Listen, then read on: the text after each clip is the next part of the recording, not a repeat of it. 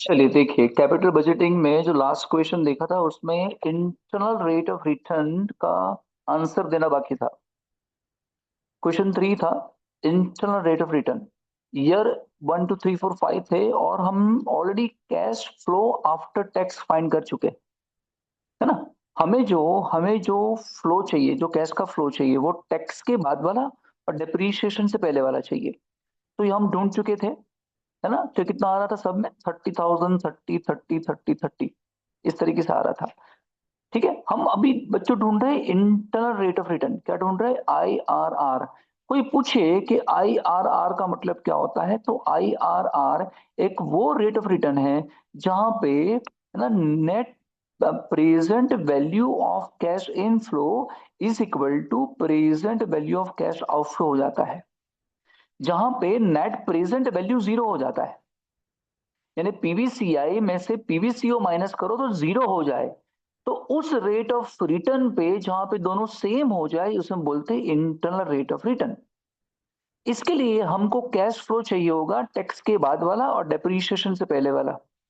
तो हमने ढूंढ लिया था 30, 30, 30, 30, 30, ये तो हम कर चुके थे। ठीक है, चलिए अब करना क्या है, internal rate of return find करने के लिए आपको जानना पड़ेगा पहले कि आपको जो फ्लो दिया है वो इवन है कि अनइवन है। आपको दिया था 30, 30 मतलब इवन है। ठीक है, तो इसकी मदद से आप क्या फाइंड करोगे? प्रेजेंट वैल्यू फैक्टर फाइंड करोगे। वो कैसे? आपका जो इन्वेस्टमेंट है divide by annual cash flow करोगे। इन्वेस्टमेंट कितना था? 1 लाख, जो आपको करना पड़ेगा। और एन्युअली आपको कितना मिलने वाला है? 30, 30, 30। तो एवरेज कितना निकल के आता है? मतलब एवरेज तो नहीं, बट कितने टाइम्स निकल के आता है? 3.333। इसे बोलते हैं बेटा प्रेजेंट वैल्यू फैक्टर। तूने क्या कर दिया, तूने नीचे क्या लिखा है? Annual cash flow. अब जब एनुअल कैश फ्लो है और एवरेज भी निकालने जाऊं तो भी 30 आएगा। मैं यहाँ पे एनुअल बोलूं या मैं एवरेज बोलूं, बात तो एक ही है, क्योंकि 30, 30, 30 का एवरेज भी 30 ही आएगा। अगर मैंने एवरेज से डिवाइड कर दिया तो पीवी फैक्टर कितना निकल के आया? 3.333। इसको तुम रिफर करोगे प्रेजेंट वैल्यू ऑफ एन्युटी में, इसको ढूंढने की कोशिश करोगे। अगर एग्जैक्टली exactly, और कहाँ ढूंढोगे? आपको जो एन्युटी का टेबल दिया है, एन्युटी का जो टेबल दिया है, तो यहाँ पे आपको इस तरफ दिए होंगे ईयर, इस तरफ ईयर दिए होंगे और इस तरफ परसेंटेज दिए गए होंगे। तो आप इसके अंदर ढूंढोगे, अंदर यहाँ ढूंढोगे। अगर ये एग्जैक्ट मिल जाए 3.333, तो फिर जिस, ये जो फैक्टर एग्जैक्ट मिल जाए तो ऊपर, इसके ऊपर जो परसेंटेज लिखे होंगे वो आपका आंसर हो जाएगा। ठीक है, बट एग्जैक्ट मिलने के चांसेस बहुत कम है। तो तुम क्या करना, 3.333 एग्जैक्ट नहीं मिल रहा है तो एक वैल्यू इससे कम लेना। 3.333 के करीब में कम, क्लोज में कम होना। तो 3.274 क्लोज में कम, और एक वैल्यू ज्यादा लेना, क्लोज में ज्यादा, 3.352। और वहां कितने परसेंटेज लिखे वो देख चेक कर लेना। समझे मैं क्या कह रहा हूं? है ना। देखो एक बार फिर से एक्सप्लेन करता हूं मैं क्या कह रहा हूं, मैं आपको क्या कहने की कोशिश कर रहा हूं। आप जब टेबल देखोगे ना बेटा, तो टेबल इस तरीके से है, इस तरीके से, है ना। उसने यहाँ पे परसेंटेज लिखे हुए हैं और यहाँ पे ईयर्स लिखे हुए हैं। तुम क्या करना, 333 यहाँ फैक्टर, यहाँ चेक करना, लाइन में चेक करना।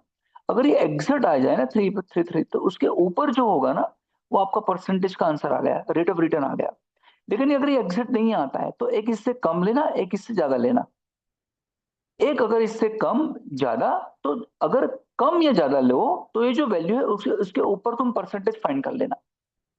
जैसे ये ज्यादा है 3.352, तो यहाँ पे आएगा 3.352, तो ऊपर देख लेना परसेंटेज कितने लिखे हुए, तो आएगा 15 और 16। ठीक है, इसका मतलब ये हुआ आपका इंटरनल रेट ऑफ रिटर्न का आंसर 15, 16 के आसपास हो सकता है, 15, 16 के बीच में होगा ऐसा। तो ये आपको मिला 3.333। इससे क्या आइडिया आया कि 15% पे डिस्काउंटिंग करना है का तो 16% पे करना है, इसलिए मैंने यहाँ पे लिया 16।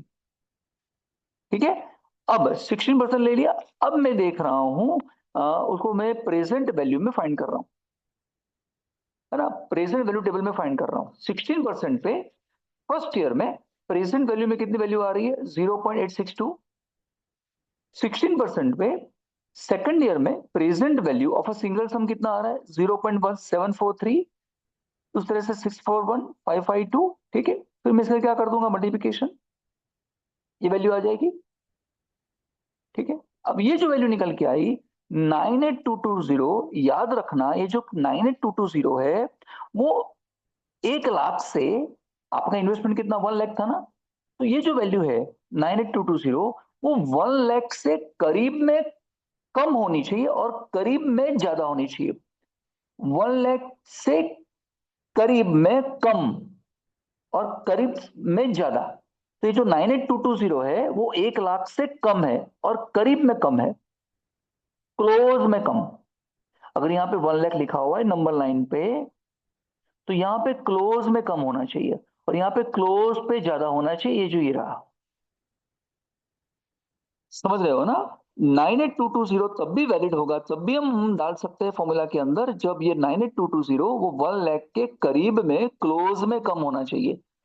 ठीक है, एंड दूसरा 15% डिस्काउंटिंग करना था, तो उसका टेबल देख लिया हमने, उसकी वैल्यू फाइंड कर दी, ये 0.870 0.756, और हमने फिर इसकी प्रेजेंट वैल्यू फाइंड की। आंसर कितना आया?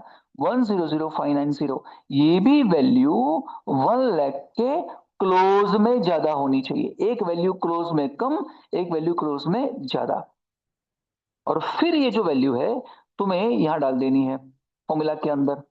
internal rate of return is equal to lower discount rate plus higher present value of cash inflow minus present value of cash outflow divided by higher present value of cash inflow minus lower present value of cash inflow into difference in discount rate। तो lower discount rate कितना था? 15%, या लिखोगे 15। HPVCI higher present value, ये रही है ना, तो ये ऊपर आएगा वही नीचे आएगा। बाजू में क्या है? Present value of cash outflow, मतलब आपका इन्वेस्टमेंट कितना था? 1 लाख। और ये क्या है? Lower present value of cash inflow, यानी ये 98220। ठीक है, ये इसको तुम सॉल्व करो, कितना आंसर आ जाएगा? 15.24। ठीक है, इसको इस तरीके से कर सकते हैं। और एक तरीका मैंने बताया, देखो और एक तरीका बताया कैसे। लोअर इन डिस्काउंट रेट कितना है? 15, है ना। Higher present value of cash inflow, अब तुम इसको भी ले सकते हो। देखो इन दोनों में से हायर कौन सा? ये है ना, तो तुम ले लो 3.352, उसको नीचे लिख देना है, माइनस ये जो आपका present value of cash outflow था, जो इन्वेस्टमेंट था, तो हमारा डिजायर्ड फैक्टर कितना था? 3.333, तो यहाँ ले लो, ऊपर ले लो। एंड नीचे क्या है? लोअर प्रेजेंट वैल्यू, जो ये है 3.274, यहाँ ले लो। आपको याद हो तो मैंने ऐसे ही करके सिखाया था, जब हम टाइम वैल्यू ऑफ मनी करते थे, टाइम वैल्यू मनी फाइंड करते तो ऐसे ही फाइंड करना सिखाया था। तो उससे भी इससे भी आंसर क्या आता है? सेम आता है। क्लियर? अब कोई स्टूडेंट क्या बोलेगा, सर ये जो आपने जो 16%, 15% लिया है, तो ये तो आपने टेबल कौन सा देखा? प्रेजेंट वैल्यू वाला देखा, सिंगल सम। सर अगर मुझे प्रेजेंट वैल्यू ऑफ एन्युटी देखना हो तो देख सकते हो, तो फिर आपको एक ही बार लिखना पड़ेगा यहाँ पे, है ना, 30,000। 16% पे एन्युटी वाले टेबल में देख लेना, है ना। एन्युटी वाले पर टेबल में क्या देख लेना, यहाँ पे हो गए ईयर और यहाँ पे हो गए परसेंटेज। तो तुम क्या कर देना, फिफ्थ ईयर में यहाँ देख लेना, 16 के नीचे यहाँ एक वैल्यू मिलेगी, ये आ जाएगी 3.274। अगर तुम इससे मल्टीप्लाई करोगे तो आंसर कितना आ जाएगा? 98220, ये सेम ही आ जाएगा।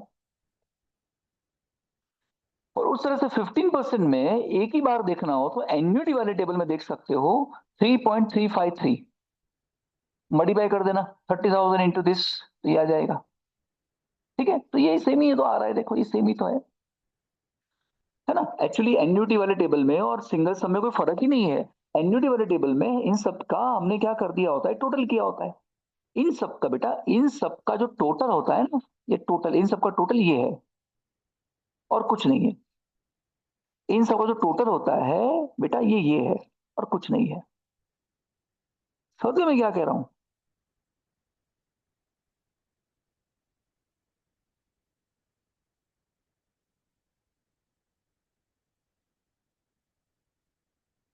क्लियर? चलिए, ये हो गया हमारा प्रोजेक्ट ए हो गया। उस तरीके से प्रोजेक्ट बी भी तो था। ठीक ठीक है, प्रोजेक्ट बी भी तो है देखो। तो प्रोजेक्ट बी के अंदर आपका इन्वेस्टमेंट कितना था, 1 लाख। इस 1 लाख को आपको डिवाइड कर देना है एवरेज कैश इनफ्लो से। ये क्या है, एवरेज कैश इनफ्लो है, ये वो है। और ऊपर क्या है, इन्वेस्टमेंट। तो ये 31,000 आया कितना आपका, इन सबका टोटल 40, 25, 20, 35, 35, इन सबका टोटल कितना आ रहा है, 155।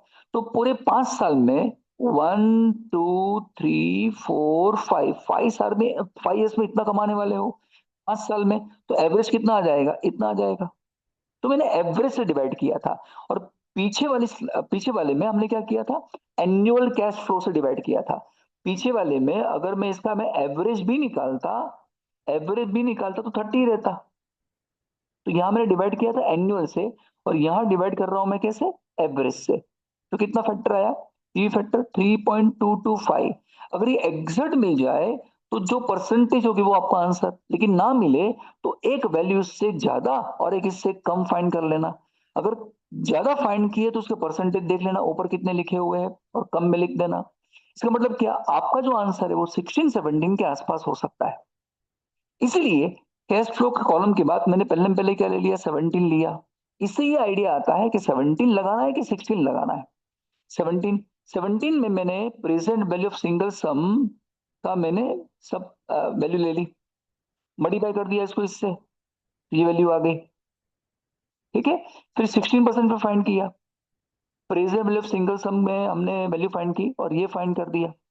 ठीक है, अब ये जो निकल के आता है 99605 एंड 101,855, याद रखना ये एक वैल्यू 1 लाख से ज्यादा होनी चाहिए, ज्यादा करीब में ज्यादा, है ना, ज्यादा क्लोज में ज्यादा, और एक वैल्यू कम होनी चाहिए क्लोज में कम। और फिर तुम यहां पर डाल देना, वही फॉर्मूला है वैसे डाल देना। ठीक है, चलिए ये इंटरनल रेट ऑफ रिटर्न फिर यहाँ पे खत्म हो जाता है। फिर क्वेश्चन नंबर 3 का